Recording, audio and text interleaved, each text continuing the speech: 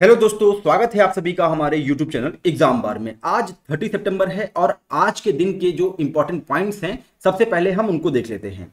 आज के current affair में हम बात करेंगे कोले आर्द्रभूमि के बारे में। ये आपका एक रामसर स्थल है और एग्जाम के पॉइंट ऑफ व्यू से अब ये इंपॉर्टेंट हो चला है क्योंकि ये न्यूज में था। तो ये जो है आपका एनवायरमेंट का प्रश्न यहां से एक बनाया जा सकता है।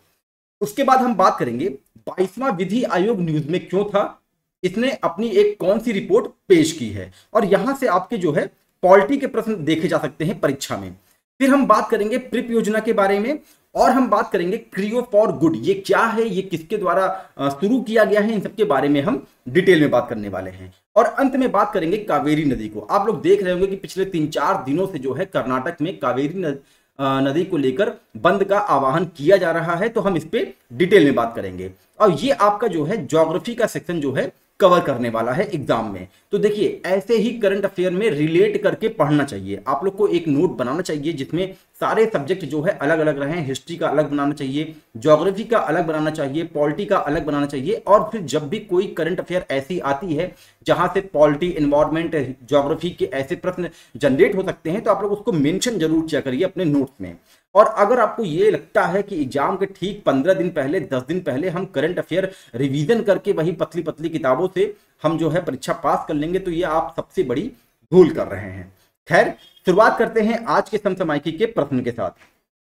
आज का प्रश्न है, हाल ही में चर्चा में रहे कोले आर्द्रभूमि का संबंध निम्न में से किस राज्य से है? The recently discussed Kole wetland is related to which of the following state? आपके ऑप्शन है कर्नाटक, आंध्र प्रदेश, तमिलनाडु, केरल। इसका राइट आंसर अगर आपको पता है तो आप मेंशन कमेंट सेक्शन में जरूर करें। ये बहुत इंपॉर्टेंट आर्द्रभूमि है क्योंकि ये रिसेंटली न्यूज में है और साथ ही ये रामसर स्थल भी है। तो आप ये भी बताएं कि भारत में जो है कितने रामसर स्थल हैं और उत्तर प्रदेश में कितने रामसर स्थल हैं। चलिए शुरुआत करते हैं आज के समसामयिकी की यूपी स्पेशल के साथ। उत्तर प्रदेश सरकार ऐतिहासिक महाकुंभ 2025 के लिए एक लग्जरी टेंट सिटी परियोजना की योजना बना रही है। अब महाकुंभ कहां पे होगा? महाकुंभ प्रयागराज में होगा, गंगा यमुना सरस्वती के संगम पर। आगे बात करें, HAL कानपुर द्वारा भारतीय वायुसेना को 6 डोर्नियर 228 विमानों में से पहले 2 की आपूर्ति कर दी गई है। तो किसके द्वारा बनाया गया है 6 डोर्नियर? HAL कानपुर के द्वारा, और कानपुर यूपी में है। तो आपके एग्जाम के पॉइंट ऑफ व्यू से जो कि आने वाला है RO, ARO और PCS, इसके लिए ये इंपॉर्टेंट है, तो इसको आप ध्यान रखे रहिएगा। मोटो GP भारत अगले वर्ष पुनः ग्रेटर नोएडा के बुद्ध इंटरनेशनल सर्किट में आयोजित किया जाएगा, जो कि 20-22 सितंबर 2024 तक आयोजित की जाएगी और यह सीजन की कुल 22 में से 16वीं रेस होने वाली है। अब आगे बात करते हैं वन लाइनर सेक्शन की। राष्ट्रपति द्रौपदी मुर्मू ने संसद के विशेष सत्र में दोनों सदनों से पारित महिला आरक्षण विधेयक, जिसे हम नारी शक्ति वंदन अधिनियम के रूप में भी जानते हैं, को मंजूरी प्रदान की है। अर्थात अब ये जो है गैजेट में प्रकाशित हो चुका है। आगे बात करते हैं, हाल ही में केंद्रीय वाणिज्य और उद्योग राज्य मंत्री अनुप्रिया पटेल ने वर्चुअल मोड में शंघाई सहयोग संगठन के विदेशी आर्थिक और विदेशी व्यापार गतिविधियों के मंत्रियों की 22वीं बैठक में भाग लिया। सिंपल सी न्यूज है, लेकिन इसको देने का कारण यह है कि अनुप्रिया पटेल का संबंध जो है वो यूपी से है और यूपी के मिर्जापुर से ये सांसद हैं। तो एग्जाम के पॉइंट ऑफ व्यू से इसको आप ध्यान रखे रहिएगा। बिहार राज्य का दूसरा बाघ अभ्यारण्य कैमूर जिले में स्थापित किया जाएगा। बिहार में जो दूसरा बाघ अभ्यारण्य है वो कैमूर जिले में बनेगा। और पहला कहां पे है, अगर आपको याद है तो आप उसको कमेंट सेक्शन में जरूर बताएं। जो भी चीज पहली बार आती है न्यूज में तो आप ये समझिए कि वो आपके एग्जाम के पॉइंट ऑफ व्यू से इंपॉर्टेंट है। अब ये यहाँ पे बिहार का दूसरा बाघ अभ्यारण्य कैमूर में बनेगा, तो पहला कहां पे है इसका आपको जानकारी होना चाहिए। भारतीय रिजर्व बैंक ने इंटरनेशनल फाइनेंस कॉर्पोरेशन को फेडरल बैंक में हिस्सेदारी प्राप्त करने की मंजूरी दे दी है। आगे बात करें, मध्य प्रदेश राज्य का पहला जैव प्रौद्योगिकी पार्क नीमच जिले के जावद में अमली भाट और बरखेड़ा गांव में स्थापित किया जाएगा। तो मध्य प्रदेश का पहला जैव प्रौद्योगिकी पार्क कहां पे स्थापित हो रहा है? नीमच जिले में स्थापित हो रहा है, इसको आप ध्यान रखिए। झारखंड सरकार मानव तस्करी के मामलों से निपटने के लिए हर जिले में 24x7 भवन स्थापित करेगा। भारतीय मूल की अमेरिकी चिकित्सक डॉक्टर कमल मेघराजानी को 2023-24 के लिए व्हाइट हाउस फेलो के रूप में 15 व्यक्तियों की सूची में शामिल किया गया है।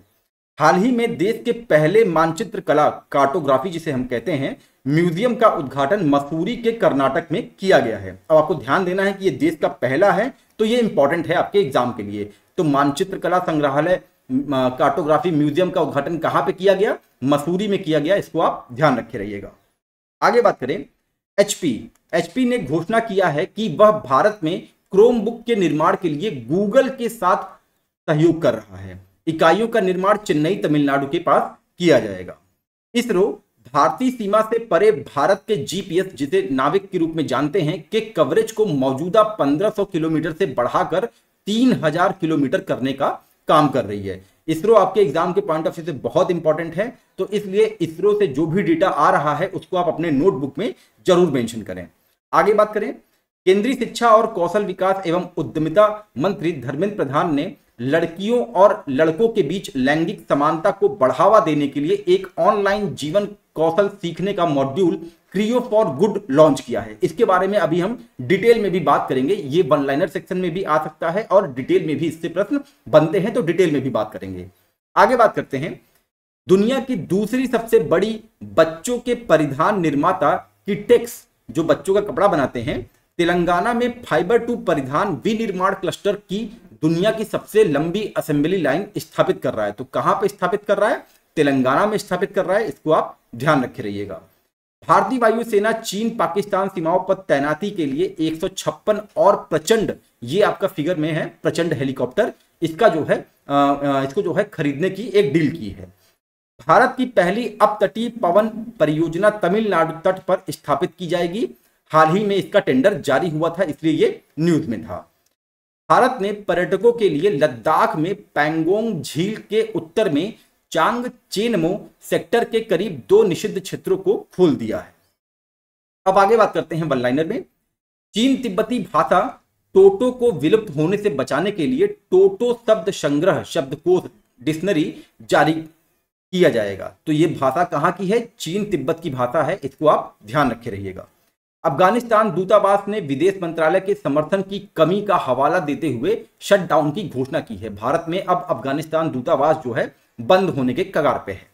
मनिका बत्रा एशियाई खेलों में महिला एकल टेबल टेनिस प्रतियोगिता के क्वार्टर फाइनल में पहुंचने वाली पहली भारतीय महिला बन गई हैं। इसको आप ध्यान रखे रहिएगा। और मनिका बत्रा का संबंध किस खेल से है? टेबल टेनिस से है। इसको भी आप ध्यान रखे रहिएगा। एशियाई खेल जो है वो 8 अक्टूबर को समाप्त हो रहे हैं और इससे रिलेटेड एक डेटा जो है वो 8 अक्टूबर की शाम या तो नहीं तो 9 अक्टूबर की मॉर्निंग में आप लोग को प्रोवाइड करवा दिया जाएगा। अब आगे बात करते हैं डिटेल में कोले आर्द्रभूमि के बारे में कि ये न्यूज में क्यों था। कोले वेटलैंड उच्च मूल्य वाली जैव विविधता का एक अंतरराष्ट्रीय स्तर पर महत्वपूर्ण रामसर स्थल है। विदेशी आक्रामक प्रजातियों के खतरे का सामना कर रहा है, इसलिए ये न्यूज में था। केरल में, तो आज के प्रश्न का आंसर भी केरल है। इसको आप ध्यान रखे रहिएगा। केरल में कोले वेटलैंड्स, जो अपनी समृद्धि जैव विविधता के लिए मनाया जाने वाला अंतरराष्ट्रीय महत्व का रामसर स्थल है, एक आक्रामक विदेशी पौधे की प्रजाति के रूप में एक ताजा खतरे का सामना कर रहा है, जिसे कोम्बाबा फुरकुटा के नाम से जाना जाता है, जिसे आमतौर पर पिंक ब्लूम कहा जाता है। मूल रूप से मध्य और दक्षिणी अमेरिका की रहने वाली यह प्रजाति शुरुआत में केरल में एक मछली घर पौधे के रूप में लाई गई थी, लेकिन अब यह कोले क्षेत्रों में एक गंभीर खतरे के रूप में उभरी है, जिसे जलकुंभी और साल्विनिया मेलेस्टा जैसी आक्रामक प्रजातियों द्वारा उत्पन्न मौजूदा चुनौतियां बढ़ गई हैं। अब आगे बात करते हैं इसके लोकेशन के बारे में। तो कोले वेटलैंड्स जो है वो भारत के केरल में त्रिशूर और मल्लपुरम जिलों में स्थित है। ये आपका त्रिशूर है और ये आपका मल्लपुरम है। इसी के बीच में ये जो है ये आपका कोले वेटलैंड स्थित है। इसे अंतरराष्ट्रीय महत्व का रामसर साइट कब घोषित किया गया था? वर्ष 2002 में घोषित किया गया था। इसको भी आप ध्यान रखे रहिएगा।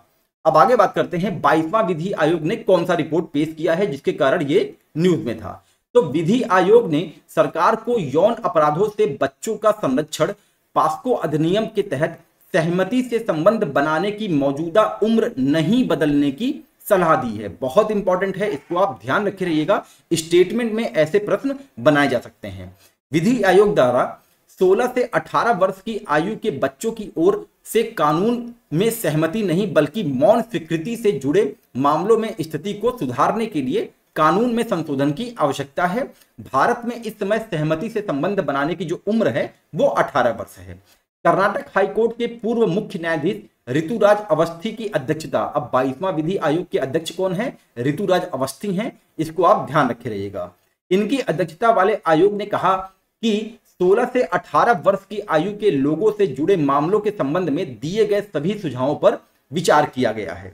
विधि आयोग ने चरणबद्ध तरीके से EFIR का रजिस्ट्रेशन शुरू करने की सिफारिश भी की है। आयोग ने कहा है कि शुरू में उन सभी संज्ञेय अपराधों के लिए EFIR के रजिस्ट्रेशन की अनुमति दी जानी चाहिए जहां आरोपित अज्ञान है। अब आगे बात करते हैं PRIP योजना की कि ये क्या है और ये न्यूज में क्यों था। केंद्रीय मंत्री मनसुख मांडविया ने भारत में फार्मास्यूटिकल और मेडिकल टेक्नोलॉजी सेक्टर में रिसर्च और इनोवेशन को बढ़ावा देने के लिए 5,000 करोड़ रुपए की PRIP स्कीम शुरू की है। तो PRIP स्कीम का संबंध किससे है? फार्मास्यूटिकल से है, इसको आप ध्यान रखे रहिएगा, और मेडिकल टेक्नोलॉजी से भी है। भारत की फार्मास्यूटिकल इंडस्ट्री वर्तमान में उत्पादन मात्रा के मामले में विश्व स्तर पर तीसरे नंबर पर है, जिसका बाजार साइज लगभग $50 बिलियन है। PRIP स्कीम में 2 भाग होंगे। पहला भाग इंफ्रास्ट्रक्चर के निर्माण पर केंद्रित है। इसमें राष्ट्रीय फार्मास्यूटिकल शिक्षा और अनुसंधान संस्था के 7 कैंपस में सेंटर ऑफ एक्सीलेंस बनाना शामिल है। और दूसरे भाग की बात करें तो इसमें बड़ी इंडस्ट्रीज, MSME और रिसर्च गतिविधियों के लिए स्टार्टअप को वित्तीय सहायता प्रदान करना शामिल है। तो PRIP योजना का संबंध बेसिकली किससे है? फार्मास्यूटिकल और मेडिकल टेक्नोलॉजी से है, इसको आप ध्यान रखे रहिएगा। अब आगे बात करते हैं क्रियो फॉर गुड, जिसके बारे में अभी हमने वन लाइनर में पढ़ा था। तो यहां पे हम डिटेल में बात करेंगे क्योंकि एग्जाम के पॉइंट ऑफ व्यू से ऐसे फैक्ट यहां पे इंपॉर्टेंट हैं।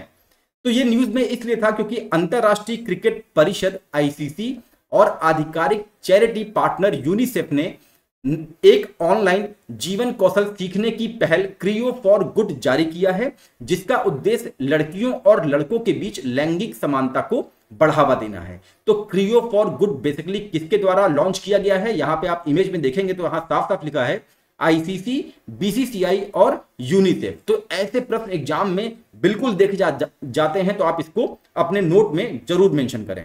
यह कार्यक्रम भारतीय शिक्षा मंत्रालय, भारत सरकार और भारतीय क्रिकेट कंट्रोल बोर्ड BCCI के सहयोग से अहमदाबाद के नरेंद्र मोदी स्टेडियम में लॉन्च किया गया। यह मॉड्यूल लैंगिक समानता और भारत में प्रत्येक लड़के और लड़की के लिए समान अवसर पैदा करने के महत्व के बारे में जागरूकता पैदा करेगा। अब आगे बात करते हैं। कार्यक्रम में 8 स्पोर्ट फॉर डेवलपमेंट मॉड्यूल होंगे जो लैंगिक समानता पर आधारित होंगे। तो ये भी आप ध्यान रखिएगा कि अगर हो सके स्टेटमेंट में क्वेश्चन आ जाता है तो आपको ये ध्यान देना होगा कि इस क्रियो फॉर गुड कार्यक्रम में 8 स्पोर्ट फॉर डेवलपमेंट मॉड्यूल होने वाले हैं। और वो कौन कौन से हैं? पहला है लीडरशिप, दूसरा है प्रॉब्लम सॉल्विंग, तीसरा है कॉन्फिडेंस, चौथा है डिसीजन मेकिंग, पांचवा है निगोशिएशन, छठवां है एम्पैथी, सातवां है टीम वर्क और आठवां है गोल सेटिंग। तो ये सारे के सारे 8 जो है आप अपने नोटबुक में जरूर मेंशन करें, बहुत इंपॉर्टेंट होगा ये आपके एग्जाम के लिए। आगे बात करते हैं, कावेरी नदी विवाद में है जिसको लेकर कर्नाटक में बंद का आह्वान किया गया है। तो उसका कारण क्या है? कावेरी जल विनियमन आयोग द्वारा कर्नाटक को तमिलनाडु को 18 दिनों तक प्रतिदिन 3000 क्यूसेक पानी छोड़ने की सिफारिश पर कर्नाटक में विरोध प्रदर्शन हो रहा है, इसीलिए यह न्यूज में है। कावेरी जल विनियमन आयोग का गठन भारत सरकार द्वारा 2 जून 1990 में किया गया था, जो कि तमिलनाडु, कर्नाटक, केरल और पुदुचेरी राज्यों के बीच अंतरराज्यीय कावेरी जल और नदी घाटी से संबंधित है। अब आगे बात करते हैं कावेरी नदी के बारे में डिटेल में। तो कावेरी नदी को तमिल में पोन्नी कहा जाता है और यह दक्षिण भारत की एक पवित्र नदी है। यह दक्षिण पश्चिमी कर्नाटक राज्य के पश्चिमी घाट की ब्रह्मगिरी पहाड़ी से निकलती है।